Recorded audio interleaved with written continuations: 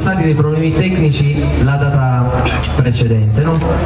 Quindi, onde evitare i problemi tecnici, qualcuno del mio staff ha deciso di fare direttamente il brano per primo, il brano che è partito prima, che andiamo a fare adesso.